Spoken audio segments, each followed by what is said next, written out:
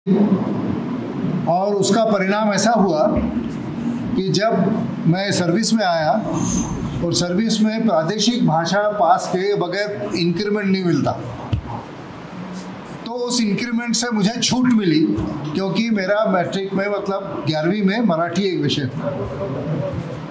तो ये एक फ़ायदा हुआ। दूसरा फ़ायदा ऐसा हुआ कि हालांकि मैं नागपुर से था, लेकिन मुझे परीक्षा में कुछ बड़े ज़्यादा मार्क मिले थे। तीसरे मुझे होम कार्डर मिला। होम कार्डर यानी महाराष्ट्र कार्डर मिला। उस समय अगर विदर्भ राज्य रहता तो मुझे डेफिनेटली विदर्भ कार्डर मिला होता, क्योंकि मैं विदर्भ से अकेला ही पास हुआ था उस पूरे साल में। तो इसलिए महाराष्ट्र से मुझे कोई नुकसान नहीं हुआ। पर एक नुकसान आजकल हो रहा है, और मेरे ख्याल से हमारे यहाँ जितने पेंशनधारी हैं सभी को ये अनुभव है,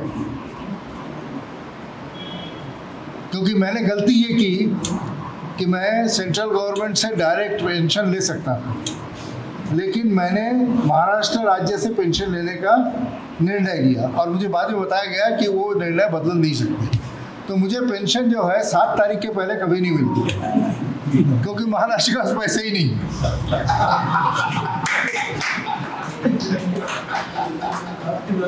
और वही सेंट्रल गवर्नमेंट के जो पेंशनधारी हैं, मेरे ख्याल से न्यायमूर्ति भी उन्हीं में से है, उनको उस महीने के आखिर में उसी दिन, यानी जैसे जुलाई का जो पेंशन है, सॉरी अगस्त का जो पेंशन है, वो 31 जुलाई को उनके अकाउंट में चला जाता है।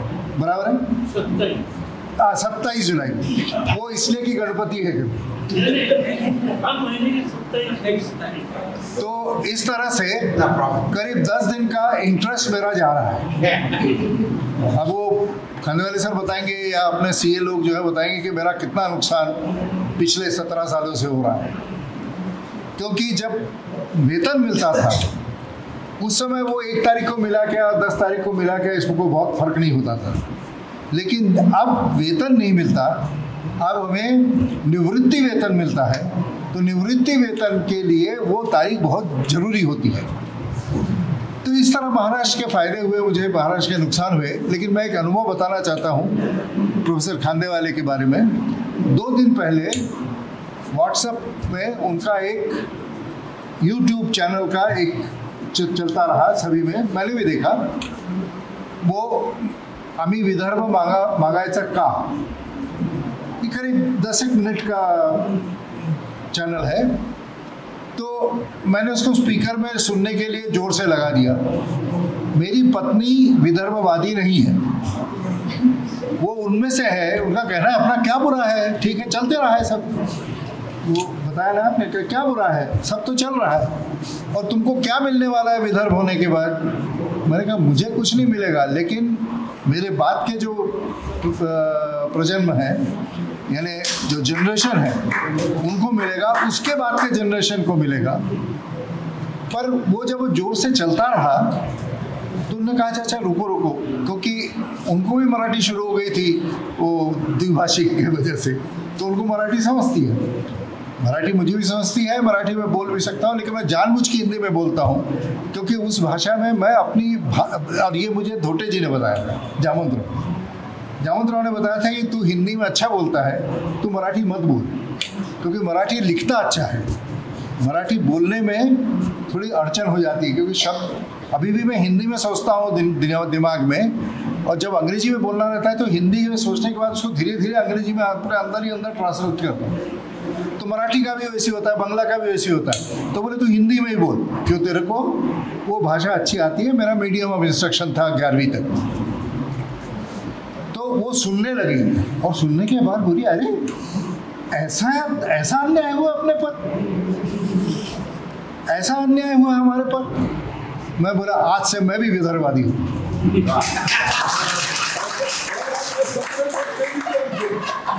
तो जैसे पोहरे साहब का हुआ, पोहरे साहब को तो थोड़ा और टाइम लगा, क्योंकि वो अभ्यासक हैं। तो उन्होंने वो उसका अभ्यास किया कि सचमुच कितना हम लोग बोल रहे हैं वो सही है गलत है वगैरह वगैरह।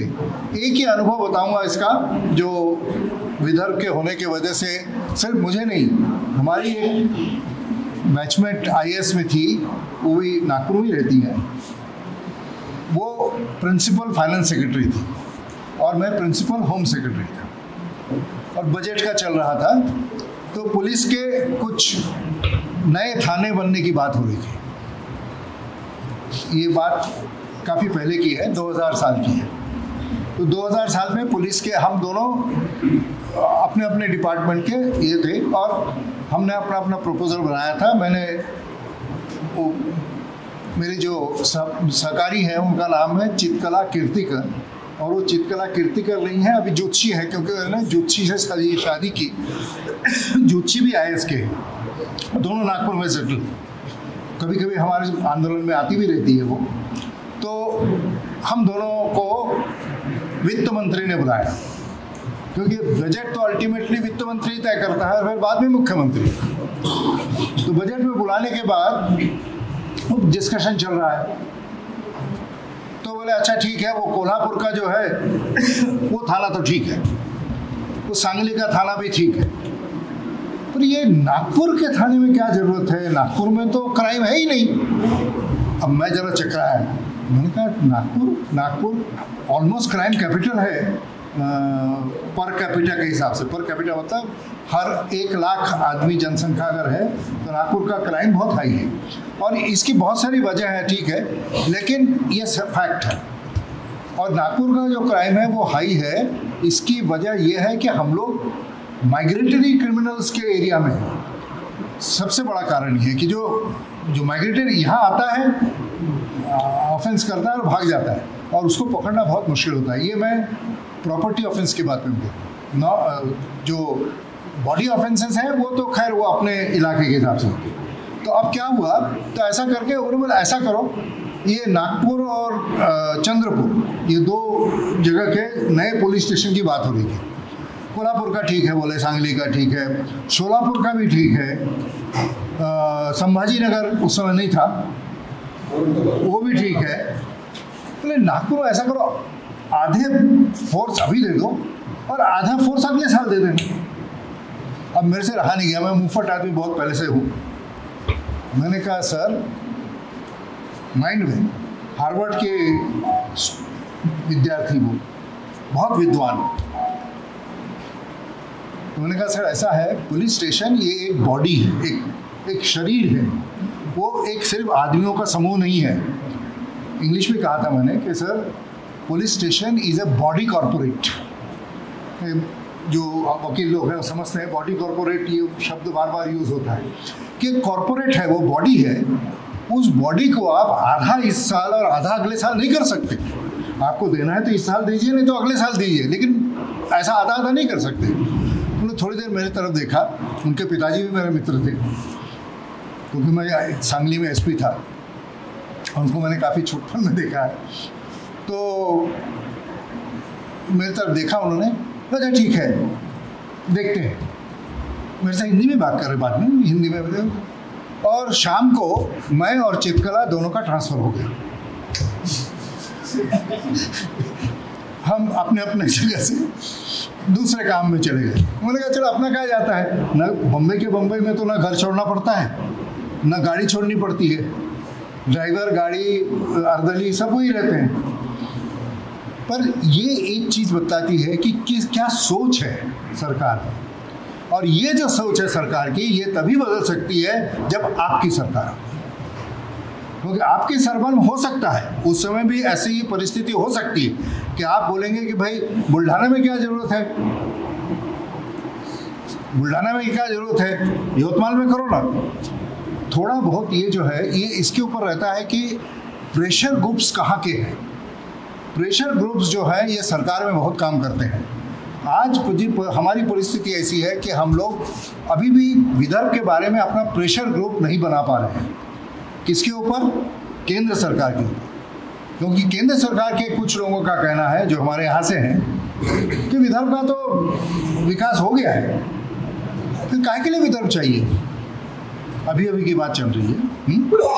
ये आजकल सोशल मीडिया है ना, उसमें वो ट्विटर और फेसबुक और इस पर चल रहा है वो। और उसमें वो कहते हैं कि भाई वो क्या जरूरत है, बोले विकास तो हो गया है।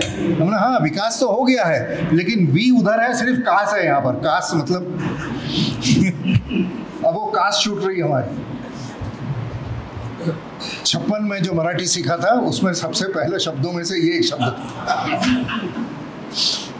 मेरे उस समय के जो शिक्षक थे, गुरुजी थे, गुरुजी बोलते थे हम लोग, बोले मराठी सीखना इतना डिफिकल्ट है, मराठी लैंग्वेज बहुत डिफिकल्ट है ना, उसमें तीन जेंडर हैं, तो 3 जेंडर होने से, और हम बंगाली वाले एक जेंडर में रहते हैं, तो उसमें कोई क्रियापद में फ़र्क नहीं पड़ता। हिंदी में फ़र्क पड़ता है, लेकिन हिंदी में एक सीधी सादी भाषा है कि अगर आप बोलने के पहले लगो कि अच्छा ठीक लग रहा है तो वो पुल्लिंग है, और अच्छी ठीक रहा है तो वो स्त्रीलिंग।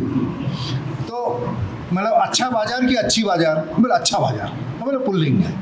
हाँ, अच्छा पुलिस की अच्छी पुलिस, बोले अच्छी पुलिस, तो स्त्रीलिंग है। लेकिन मराठी में ऐसा कुछ है ही नहीं। तो बोले इसके लिए 2 मैगजीन पढ़ो। अभी पता नहीं वो मैगजीन्स आजकल चलती हैं कि नहीं चलती, एक हंस और एक मोहिनी। ये दोनों थोड़ी थोड़ी क्या कहना चाहिए, ऋतु मतलब श्रृंगार रस की मैगजीन्स थी, आजकल शायद नहीं है वो, पता नहीं मुझे। हंस और मोहिनी,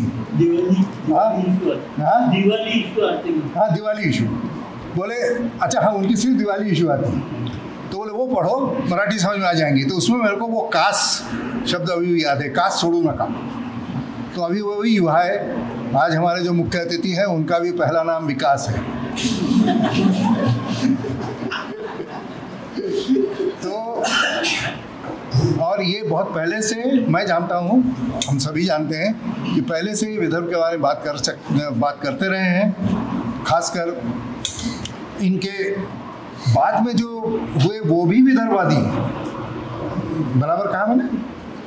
लेकिन क्या है कि एक बार आप सुप्रीम कोर्ट जैसी जगह पर जाकर अगर आप वहाँ से रिटायर होते हो तो फिर आपके बोलने की जो क्षमता है वो तो बहुत बढ़ती है, लेकिन वो समझने की क्षमता हम में नहीं रहती। तो इसलिए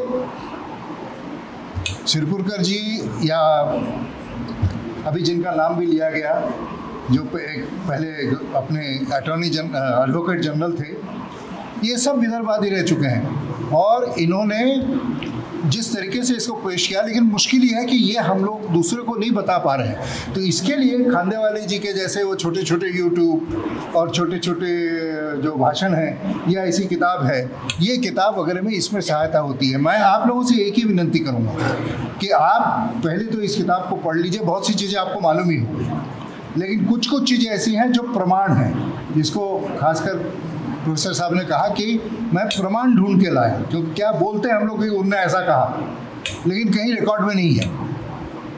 बाला साहब ने कहा था कि 2 साल में अगर विदर्भ का विकास नहीं हुआ तो मैं खुद विदर्भ का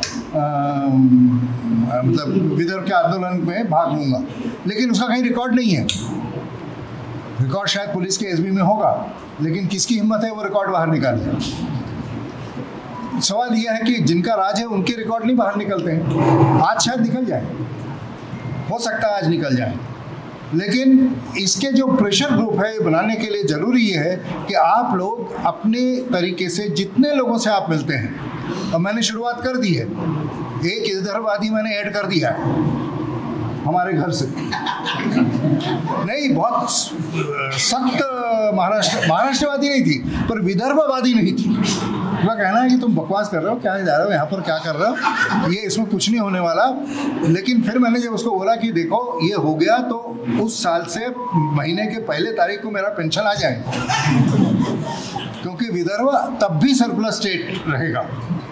हमने और खांदेवाली जी ने मिलकर जो हमने 2 प्रति विधानसभाएं की, उसमें 2 बार हमने बजट प्रेजेंट किया, और दोनों बार में हमने दिखाया कि आज के टैक्स के रेट से, आज के टैक्स के रेट से, आज के बिजली के रेट से, आज के पानी के रेट से हम लोग 20% वाला नहीं, हम आज का पानी 20% निकाल दो तो शायद और भी सरप्लस हो। तो हम लोग आज भी सरप्लस हैं। पहली बार तो हम लोग करीब 100 करोड़ से सरप्लस थे, अभी करीब 1600 करोड़ से सरप्लस है। तो बोले मेरा पेंशन 1 तारीख को आ जाएगा। ये जो हर बार तुम बोलती हो ना कि पिछले महीने से आज जाऊंगा मैं ATM में अभी